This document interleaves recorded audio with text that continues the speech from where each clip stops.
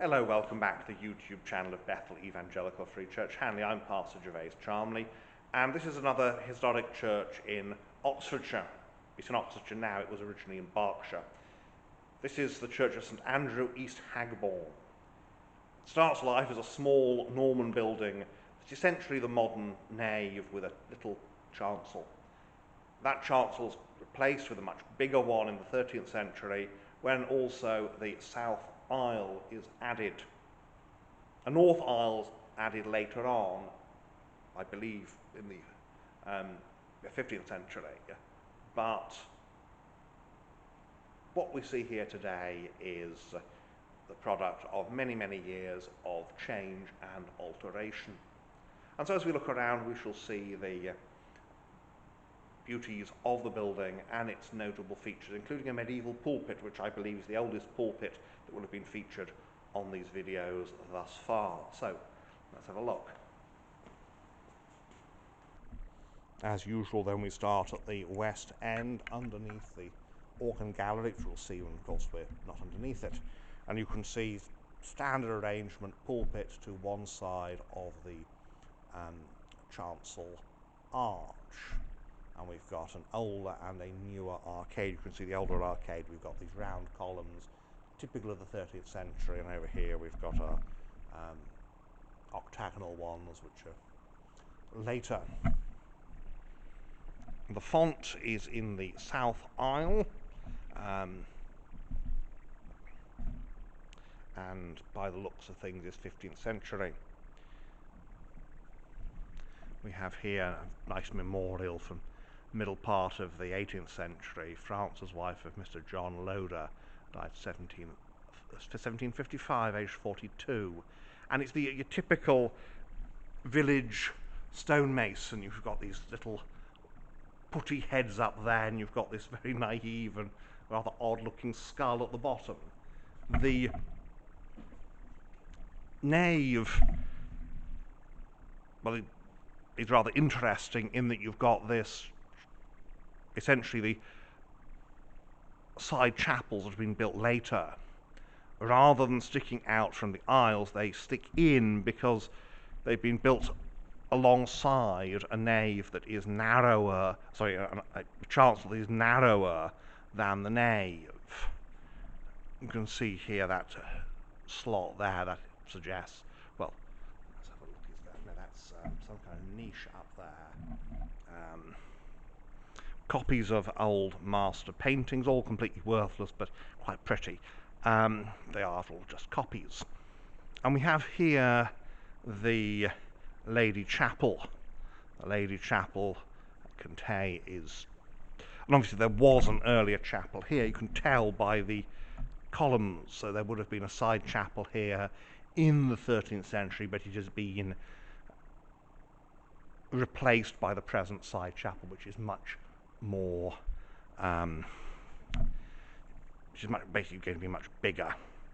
You can see, notice the slots cut in the capitals here. They would have housed the park close screens that closed off the chapel and made it a sort of separate space. The east window here is to the Reverend Sir Francis A.S. Fuchs, Baronet, who was chaplain to the to 5 sovereigns of England, chaplain the Royal Norfolk Yeomanry in Palestine, 1916 to 19. So its 5 sovereigns would be Queen Victoria, King Edward the Seventh, George the V, and George the Sixth, because Edward the Eighth rather, isn't on the throne long enough. We've got a nice piscina here, and we just look around here and all the way back down the aisle, and there you can see how the aisle has this rather odd sort of dog-leg, this rather odd approach. We'll have a look at the royal arms a bit later because they are quite interesting. Chancel has no stained glass in the east window, but this nice, obviously Victorian reredos, and then you've got this rather nice altar frontal piscina there, 13th century. And that's a squint that allows the side chapel priest to coordinate with the high altar. We have here a brass. This is 17th century, 1627, and it is memorial to, let's have a look, Christian Keat, the wife of Hugh Keat. Christian, of course, could be a lady's name as well. I think it's Bunyan who makes it absolutely certain that it becomes a man's name. And then we are looking west, and we've got the gallery up there with the organ on it, and there's a modern church room underneath. The side chapel here, a memorial to John Phillips of Cullum. And here we have some interesting examples of carvings. We've got this little face up there, not very happy fella.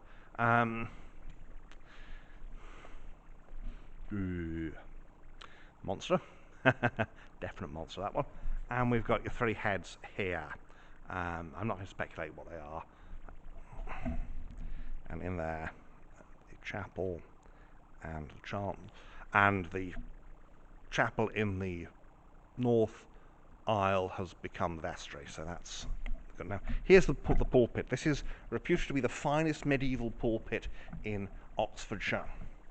And you can see it's very typical of the sort of thing that would come later. It's a box for preaching, and it's 15th century, and this is when pulpits become normal. Before then, pulpits are unusual. Preaching is not very common. It's done in cathedrals and big churches, but also by the 15th century it's done by the friars. And the friars begin taking the popularity, taking the people away in the towns, in the cities, from the parish churches. Worse, it takes the money away. So the parish clergy start preaching, and pulpits get introduced then into parish churches. This is one of the very earliest still in existence in England, certainly one of the earliest in the Diocese of Oxford. And there we have looking up into the chancel. Now we move into the north aisle here, and we have here some medieval glass. We've got the Nativity, and then we've got the Virgin and Child. Medieval artists were not very good at doing children. They tend to do sort of miniature adults. The heads are too small for infants. But there we are. Some people have said there may be a good reason for that. Others have just said medieval artists could be a bit rubbish sometimes. Royal arms are of King Charles II. There's quite a number around. Of course, it's a matter of the restoration in 1660. And because this is 17th century, you will notice that the lion and the unicorn are anatomically correct, and hopefully YouTube will not flag this as problematic, because this is art, and there is a reason why they are as they are. It's expressing the virile masculinity of King Charles, and of course, Charles had an awful lot of illegitimate children. The only reason he didn't have any children by his wife is because she was incapable of having children, unfortunately. One can't imagine that a woman would be anywhere near. A woman could be married to King Charles II, and that they would not have had sexual relations, because that's what Charles II did. He was that kind of king. So, royal arms of Charles II, very typical, very, very big. They're expressing this, the king is back. And usually it's expressing loyalty on the part of a local magnate and the population. There we have the war memorial at the back. So there is the inside here at East Hagbourne, St Andrews. And so we're outside of St Andrews. You can see behind me the 15th century tower with its little belfry up there, and the clerestory. So very, very typical of this sort of building that's been certainly much altered in the 15th century. And as we look around the outside, we shall see the features. Entered on the north side, which is why it's a bit gloomy, because the lighting is the sun. that's life. So I'll have a look around the outside and then, as usual, finish up with some closing remarks. So, as is often the case, the tower is probably the best stonework of the building. It's one of the latest bits. You can just see there the east end, and where you've got the 13th century stonework and then the 15th century above, and all the rest has been rendered, which is what it would have been like originally, one suspects. This sort of thing, you generally have fairly ropey stonework, and you then render over it and whitewash it, and you can pretend that it's a bit posher than it is. Two skulls on a gravestone there, and as we turn around, you can see that picturesque East Hagbourne village. It's just outside Didcot, and you wouldn't know you were outside Didcot. Porch, and inside we have the door. Now you can see you've got the actual door handle, then you have what looks like a second handle. That is the sanctuary ring, and if you were accused of some great crime, you could run here and lay hold upon the sanctuary ring and claim the right of sanctuary. And what that then entailed afterwards depended on the local customs. There were some places where you had to live in the churchyard, or others you'd have a piece of land somewhere else for people to live, and you would appeal for sanctuary. That's the door into the tower stairs, and you can see here the stair turret. So round the west end here, big, again, these 15th century towers, they're built to impress, and particularly somewhere like this where you've got an existing church and they build this big tower onto it. It's saying, we have money now, but we don't have enough to rebuild the church. And again, it's what happened. You build what you can, and you concentrate on the big status symbol like the tower. You can see here there's nice big windows, again emphasising status, and we saw inside there's some stained glass surviving, which gives some idea of what the medieval arrangement would have been. The south porch is no longer used. It faces away from the village, and therefore it's not really very helpful. So it's used for storage and stuff. So there we have the south side. You can see again that big tall tower. Here the walls have not been rendered, and it's rather rubbish rubble stonework, because again the whole point of rubble stonework is that you do what you can, and you plaster the outside and paint it white, and no one will know the difference, or something like that. And here, of course, because you've got these big chapels, you don't have so much of the chancel. Just got this little bit of chancel that sticks out, and that's it. So that is the outside here at East Hagbourne.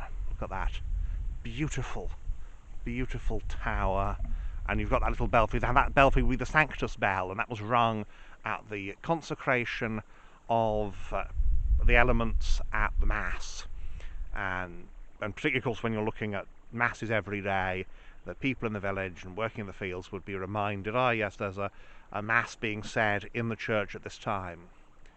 And you can see the little cap on the stair turret that leads up the tower. So that is the outside here at East Hagbourne. So, St Andrew's, East Hagbourne. It's a good example of a medium-sized village church with quite an interesting architectural history, and a great example of the way that you get these big towers that are built on, and they're much grander than the rest of the church, because unless you've got enough money to build a whole new church, building a new tower at least means that people from, as they look to the village, they can go, oh yes, this village has done something to show their piety, and to show a certain amount of one-upmanship between villages, of course, who has the best church, because that's life, that's how the world often works, how people are. Well, so thank you for watching. If you enjoyed this, I enjoyed coming out here, and finding this little gem just beside Didcot. So thanks for watching, and may God bless you and keep you until next time.